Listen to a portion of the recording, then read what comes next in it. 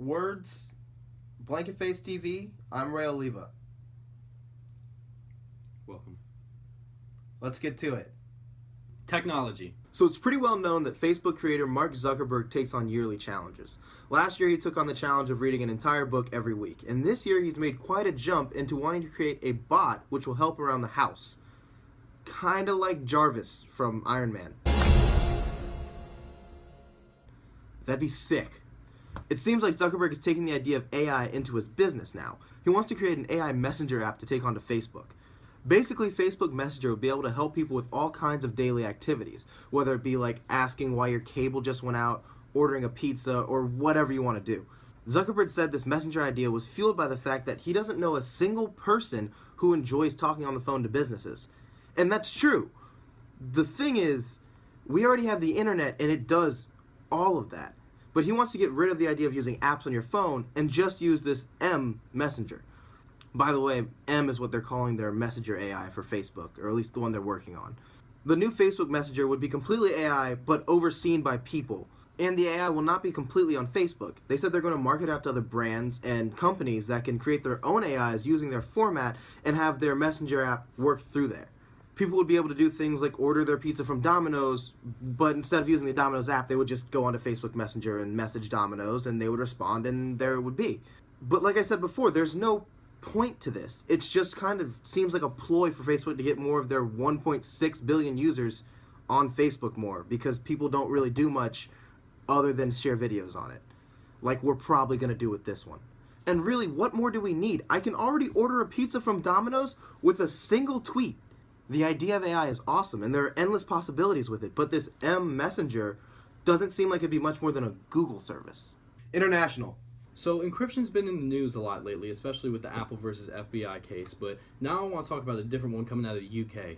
Now this story is really complicated, so let's try and navigate through it before we talk about opinions. So a hacker and activist out of the UK named J.A.R.V.I.S is accused of having taken part in the Op Last Resort by the hacker group Anonymous, which was in reaction to a man named Aaron Swartz's death. If you want information about the Aaron Swartz story, I'll post the link down below.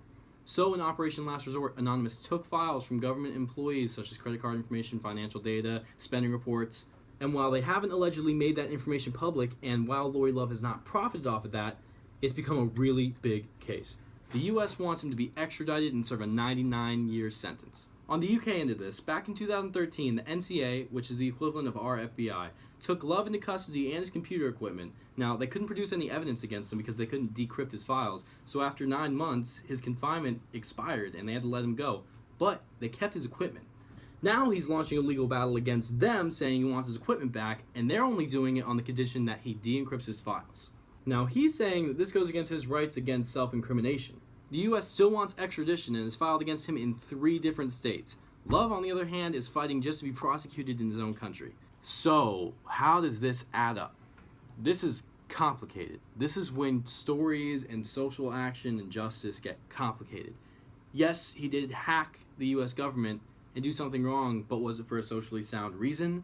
Can we justify his actions, or is this argument about how long his sentence would be if he was extradited to the US, which would be for life? They could also put him in solitary confinement, which would be particularly thrashing for a person with Asperger's syndrome like Love. As far as my opinion on this goes, I really don't know. I really don't know where to stand on which issue. There's a couple different big ones at play here, but I'd really like to know yours. Let me know in the comments down below what you think. Sports. Before I get into what I really want to talk about today in sports, I feel a bit wrong if I don't mention the possibility of Golden State winning their 73rd game in the regular season, or the fact that Kobe Bryant is playing his last game in the league. But I just want you to know, this was filmed and finished editing before either of those games started, so sucks. But I'll give you a quick synopsis.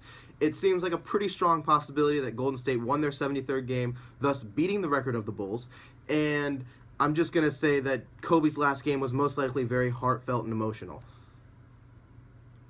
like every other game in his going away tour has been. And that's really it. In other news and sports, I want to talk about ex-NFL player Will Smith. Will Smith played for the New Orleans Saints from 2004 to 2013 and had a single off-season stunt with New England Patriots in 2014. On Saturday night, the defensive tackle was shot and killed on Magazine Street in New Orleans. Smith was a large name in the New Orleans community and had a very big presence during the efforts to help build after Katrina. On Saturday night, he was part of a hit and run, which apparently he had committed. The event ended, however, much more drastic than it should have. After an altercation between Smith and the driver he had hit, he was shot and killed. His wife was also shot in the leg twice. Video surveillance cameras caught the original accident, which Smith then drove away from. He was followed by the car he had hit, and that part wasn't quite caught on camera. But what did happen was there was an altercation between Smith and the driver of the other car. The altercation resulted in 6 shots in Smith's chest and 2 shots in his wife's leg. Though this was technically a hit and run, the outcome was much worse than it should have been. There was no reason for him to have been shot. Many anti-gun violence activists in New Orleans have begun to spring up after this incident, and a lot of athletes have come out to talk about all of the problems which have taken place in this city. Smith's death has been covered all over the news, and there's been new evidence that has come out every single day since the shooting. And many athletes have come out and posted on social media saying this needs to stop. All of the senseless gun violence needs to stop, and there was no reason for a man to have lost his life. Many have also posted in remembrance of Smith, saying that he was just a great man to have been around and to have played with. All I would like to say is our thoughts and prayers go out to his family and his wife, and we hope that she recovers very well, and we're very sorry for her loss. Art. All right, now in other news, I want to talk about some art that was stolen recently. That's right, we usually don't see things like this, but this is actually a really big case coming out of Missouri right now. 7 Andy Warhol paintings of Campbell's soup cans were stolen, and they're offering a $25,000 reward for anybody who can help find them. Now, these paintings are part of a set of 10, which in total are valued around $500,000. They were taken out of an art museum in Springfield, Missouri that doesn't have night security. Isn't it like a no-no if you're an art museum to not have night security? Like, that's an open invitation to art thieves. I mean, I'm just a little bit in shock that a museum with Andy Warhol paintings didn't have that kind of security, and they're surprised when they got stolen. The thieves have good reason to be careful because they can sell them for a lot of money. Now, these paintings are probably going to end up as part of the $3 billion worth of art that's stolen each year. So yeah, if you own or run a museum, get some security. Thanks for watching this week's episode of News by the Minute. I'm Chris Harris. And I'm Ray Oliva, and we have a Twitter and a lot of other social media, and I don't really remember the words, but thanks for watching. Please subscribe and like this video. Everything that you want to see is down in the description. Yeah, just check there, because brain farts. You know it's all good. Bye.